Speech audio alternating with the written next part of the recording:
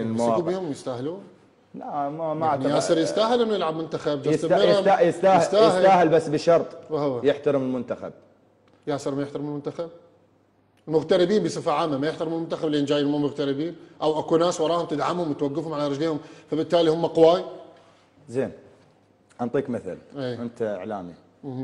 انا لو ما رايح مباراه منتخب شو تسوي بيه؟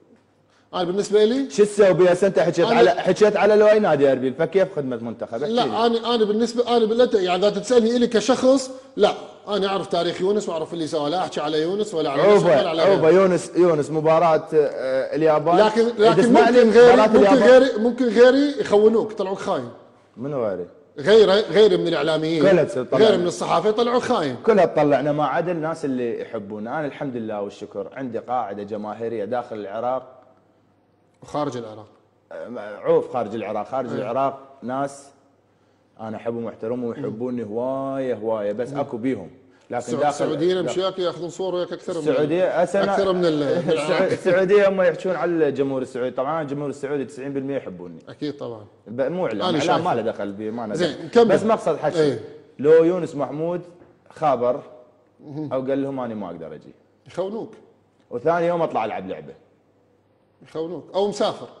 لا او باي مكان تطلع، مو الا مسافر. اي مكان تطلع حتى لو باجازه يقول لك عايف الفريق وراح. لا اجراءات الصحيحه. انا بالنسبه لي ككيان اتحاد كره القدم الى تاريخك ما ادري ايش صار له. شنو قرارك؟ ابعاد يونس محمود. انتهى الموضوع، بعد ما يحتاج تناقشوني. يعني انت طالب بانه اي واحد ياسر شنو ما يجي تمرين؟ كيف هو منتخب شنو ايش قالوا له احنا؟ احمد ياسين شنو عايف في المنتخب وقاعد هناك والله عندي مباراه نصف نهائي والدته مريضه. وشلون يلعب لعد نصف نهائي؟ شلون يلعب الناديه؟